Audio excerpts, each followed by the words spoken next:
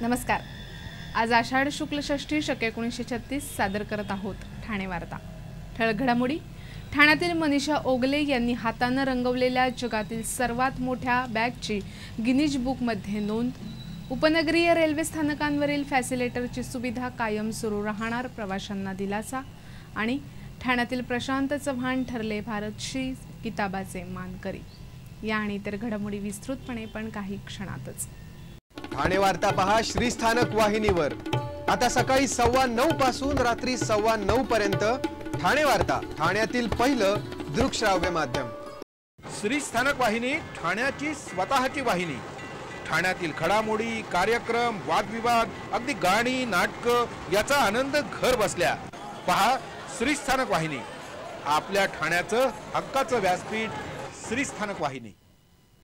ठाणे वार्ता आता संकेतस्थळावर देखील ठाणेवार्ता.com वर क्लिक करा आणि ठाण्याच्या घडामोडी जाणून घ्या। ठाण्यातील पहिलं ऑनलाईन माध्यम ठाणेवार्ता.com। नमस्कार मंडळी, दर रविवारी पाहायला विसरू नका। नमस्कार मंडळी, आपल्या प्रश्नांचं थेट उत्तर। ठाणे वार्ता पहा श्रीस्थानक वाहिनीवर। आता सकाळी 9:15 पासून रात्री 9:15 पर्यंत ठाणे वार्ता, ठाण्यातील पहिलं दृकश्राव्य माध्यम। ठाणे महापालिकेच्या वतीने कोलशेत परिसरात वसवण्यात येणाऱ्या नियोजित सिटी पार्कची सभागृह नेते नरेश म्हस्के, स्थानिक नगरसेवक मधुकर पावशे आणि महापालिका आयुक्त असीम गुप्ता यांनी वरिष्ठ अधिकाऱ्यांसमवेत पाहणी केली। या नियोजित सिटी पार्कची अतिक्रमण हटवणं, स्मशानभूमी विकसित करणं, विकास आराखड्यातील नियोजित रस्ते, अंतर्गत रस्ते तयार करण्याच्या निविदा प्रक्रियेस गती देणं अशा विविध दृष्टिकोनातून प्रत्यक्ष जागेवर जाऊन पाहणी करण्यात आली। यावेळी नियोजित सिटी पार्कच्या जागेवरील अतिक्रमण हटवण्याबाबत सूचना देण्यात आल्या। तसंच पुन्हा अतिक्रमण होऊ नये यासाठी संरक्षक भिंत बांधण्याच्याही सूचना पालिका आयुक्तांनी दिल्या। स्थानिक शेतकऱ्यांचे प्रश्न सोडवण्याच्या दृष्टिकोनातूनही विचार केला जाईल असं आश्वासन यावेळी देण्यात आलं। या नियोजित सिटी पार्क प्रकल्पाच्या निविदा प्रक्रियेस गती देण्याच्या दृष्टिकोनातून ही पाहणी करण्यात आली। या सिटी पार्कमध्ये वाहनतळ, मिसिंग लिंक्स, उद्यानं, रुग्णालय अशा सर्व सोयी सुविधा उपलब्ध करून दिल्या जाणार असल्याचं महापालिका आयुक्तांनी सांगितलं। या नियोजित सिटी पार्कचं नामकरण स्वर्गीय बाळासाहेब ठाकरे स्मृती पार्क असं केलं जाणार आहे। गेल्या बऱ्याच दिवसापासून प्रतीक्षा असलेल्या पावसानं काल जोरदार हजेरी लावली। गेले काही दिवस तीव्र उष्म्यामुळे हैराण झालेल्या ठाणेकरांना या पावसामुळे सुखद गारवा अनुभवता आला। ठाणे शहरामध्ये काल दिवसभरात जवळपास 102 मिलीमीटर पावसाची नोंद झाली। या पावसामुळे ठाणे शहराच्या सखल भागात पाणी साठण्याच्या घटना घडल्या। काही ठिकाणी झाडंही पडली। वागळे इस्टेट येथील परिवहन सेवेच्या आगाराजवळ एक भिंत 4 गाड्यांवर पडल्यानं या गाड्यांचं नुकसान झालं। काल संध्याकाळी आस्था रुग्णालयात जवळील अशीच भिंत पडून 5 गाड्यांचं नुकसान झालं। अल्मेडा रस्ता, ठाणे रेल्वे स्थानक परिसर अशा काही भागात रस्त्यावर पाणी साठलं होतं। या पावसामुळे काहीसा त्रास झाला असला तरी हवेत मात्र सुखद गारवा निर्माण झाला। मात्र शहरात हा पाऊस पडत असला तरी धरणांच्या पाणलोट क्षेत्रात मात्र फारसा पाऊस अद्यापही झालेला नाही। शहरामध्ये एकीकडे 102 मिलीमीटर पाऊस होत असताना धरणांच्या पाणलोट क्षेत्रात मात्र भातसा आणि बारवी वगळता धामणी, कवडास, मोडकसागर, तानसा या धरणांच्या परिसरात गेल्या 24 तासात अवघा 1 मिलीमीटर पाऊस झाला आहे। तर भातसामध्ये 11 आणि बारवी धरणाच्या परिसरात 33 मिलीमीटर पावसाची नोंद झाली।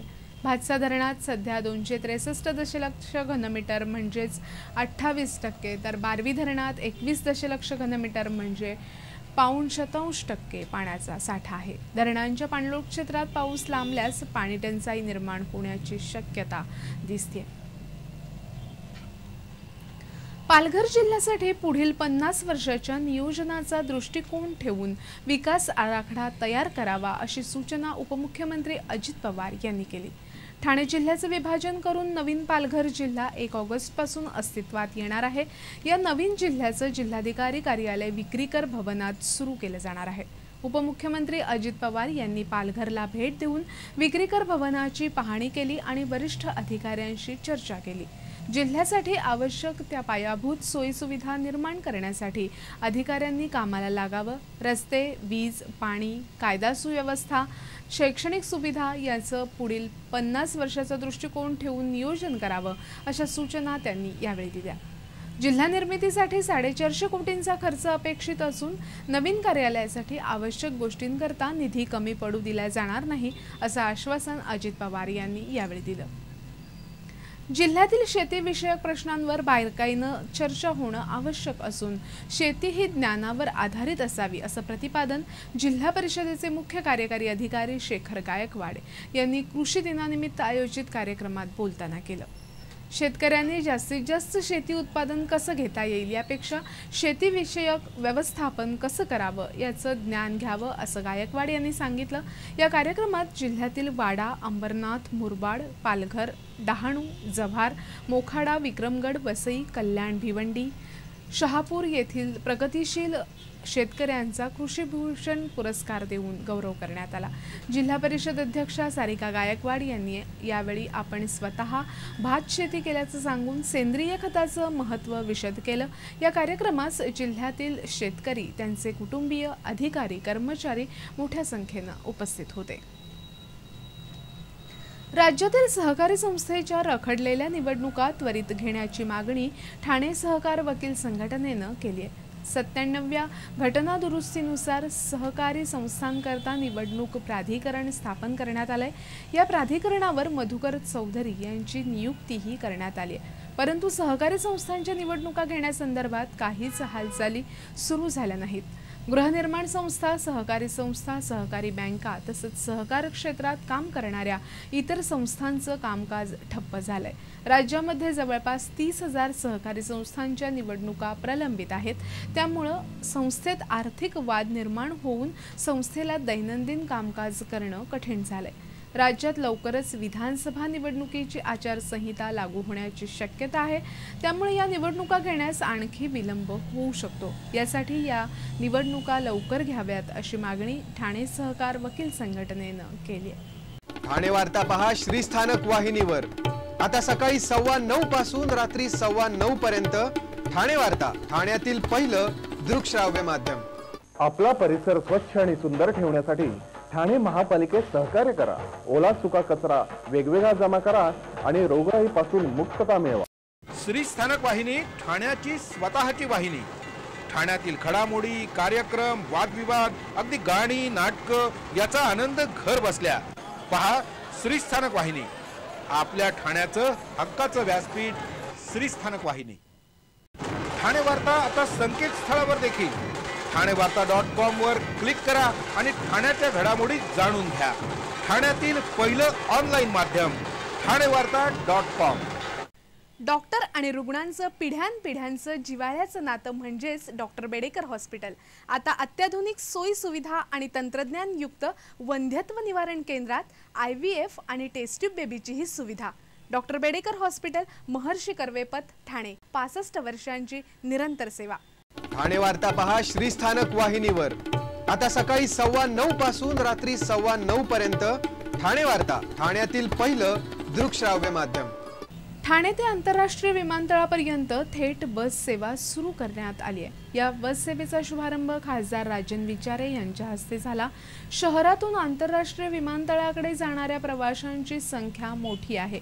नवीन आंतरराष्ट्रीय विमानतळावर जाण्यासाठी प्रवाशांना खासगी वाहनांचा आधार घ्यावा लागत होता। खासदार राजन विचारे यांनी अशी बस सेवा सुरू करण्यासाठी बेस्ट प्रशासनाकडे पाठपुरावा केला होता। आता ही वातानुकूलित बस सेवा सुरू झाल्यामुळे प्रवाशांना त्याचा फायदा होणार आहे। ही बस कॅडबरी जंक्शन ते आंतरराष्ट्रीय विमानतळ अशा फेऱ्या करणार आहे।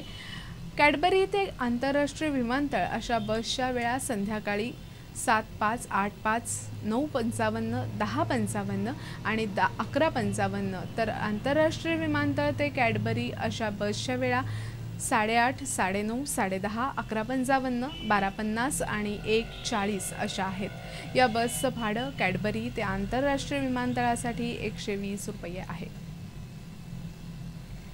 ठाण्याच्या काजूवाडी भागात राहणाऱ्या प्रशांत चव्हाण यांनी भारत श्री किताब पटकावला आहे। 29 जूनला बंगलोर इथे भारत श्री स्पर्धेचं आयोजन करण्यात आलं होतं। या स्पर्धेत प्रशांत चव्हाण यांनी पटकावलेला भारत श्री हा एकमेव पण महत्त्वाचा किताब महाराष्ट्राला मिळाल्यामुळे महाराष्ट्राचा आणि ठाण्याचाही गौरव झाला। कर्नाटकचे गृहमंत्री के.जे. जॉर्ज आणि मंजुनाथ हेगडे यांच्या हस्ते भारत श्रीचा किताब देऊन प्रशांत चव्हाण यांचा गौरव करण्यात आला। भारत उद्या, भारत किशोर, भारत कुमार, सुपर टॉल आणि भारत श्री अशा 5 गटात ही स्पर्धा झाली। प्रत्येक गटातील सुवर्ण पदक विजेता अंतिम फेरीत होता। अंतिम फेरीतील एकूण 15 स्पर्धकांमध्ये ठाण्यातील प्रशांत चव्हाण यांनी उत्कृष्ट शरीर सौष्ठव प्रदर्शन करून भारत श्री या किताबावर आपलं नाव कोरलं। प्रशांत चव्हाण यांची मसल बिल्ड ही स्वतःची व्यायामशाळा आहे। प्रशांत चव्हाण यांना हे वर्ष चांगलंच लाभदायक ठरलं असून आनंद भारती श्री पासून भारत श्री या स्पर्धेपर्यंत या वर्षात झालेल्या 17 स्पर्धेत त्यांनी विजेतेपद पटकावलं आहे। मात्र एवढी चमकदार कामगिरी करूनही शरीर सौष्ठव स्पर्धकाला फारशी प्रसिद्धी मिळत नाही। शरीर सौष्ठवपटू होण्यासाठी मोठे कष्ट, योग्य आहार, मार्गदर्शन याची आवश्यकता असते। मात्र या स्पर्धेत चमकदार कामगिरी करणाऱ्या स्पर्धकांकडे राजकीय क्षेत्रापासून ते जाहिरात क्षेत्रापर्यंत सर्वांचंच दुर्लक्ष झाल्याचं दिसतं। उपनगरीय रेल्वे स्थानकावरील फॅसिलेटर सुविधा यापुढेही सुरू राहणार आहे। रेल्वे प्रशासनानं 1 जुलैपासून ही सेवा बंद घेण्याचा निर्णय घेतला होता। याबाबत प्रवाशांच्या तक्रारी आल्यानंतर खासदार राजन विचारे आणि डॉक्टर श्रीकांत शिंदे यांनी रेल्वे मंत्री सदानंद गौडा यांची भेट घेऊन फॅसिलेटर सुविधा कायम ठेवण्याची मागणी केली होती। रेल्वे मंत्र्यांनी या मागणीनुसार ही सेवा सुरू ठेवण्याचे आदेश दिले आहेत। उपनगरीय स्थानकावर रेल्वे तिकीट काढण्यासाठी ATVM मशीनचा वापर प्रवासी करतात। ATVM मशीनवरून तिकीट काढण्याकरता स्मार्ट कार्ड काढावं लागतं। ज्येष्ठ नागरिक, अशिक्षित प्रवाशांना असं तिकीट काढताना अडचणी येतात। यासाठी रेल्वे प्रवाशांच्या सुविधेकरता प्रशासनानं रेल्वे स्थानकांवर फॅसिलेटर नेमले होते, पण प्रशासनाच्या आदेशामुळे प्रवाशांची अडचण होणार होती। या विरोधात प्रवाशांनी खासदारांकडे तक्रार केल्यानंतर खासदारांनी केलेल्या प्रयत्नांमुळे ही सुविधा कायम सुरू राहणार आहे। ठाण्यातील मनीषा ओगले यांनी हाताने रंगवलेल्या जगातील सर्वात मोठ्या बॅगची नोंद गिनीज बुक ऑफ रेकॉर्डमध्ये झाली आहे। ठाण्यातील कोरम मॉल इथे एप्रिल 2013 मध्ये 9 तास 2 मिनिटं अशा विक्रमी वेळेत मनीषा ओगले यांनी 21x27 अशा भव्य आकाराची ही बॅग तयार केली होती। मनीषा ओगले या विज्ञान शाखेत शिकल्या असल्या तरी त्यांचा ओढा मात्र कला शाखेकडेच जास्त आहे। या क्षेत्रामध्ये त्यांना अनेक पुरस्कार मिळाले आहेत। यापूर्वी त्यांनी 40x20 फुटाचा कुर्ता 29.5 तासात साकारला होता। त्याची नोंद लिम्का बुकने घेतली होती। या बॅगवर पर्यावरण विषयक संदेश चितारण्यात आलाय। पर्यावरण संरक्षणाचा संदेश देण्यासाठी हाताने रंगवलेल्या या बॅगवर पाणी वाचवा, झाडे वाचवा आणि प्लास्टिकच्या बॅगचा वापर टाळा असे काही पर्यावरणपूरक संदेश आहेत। गिनीज आणि लिम्का पुरस्कार मिळाल्याचा आपल्याला खूप आनंद झालाय। आपल्या क्षमतांवर विश्वास ठेवला आणि आपलं स्वप्न साकारण्याची एक संधी दिल्याबद्दल कोरम मॉलच्या व्यवस्थापनाची आभारी असल्याचं ओगले यांनी सांगितलं।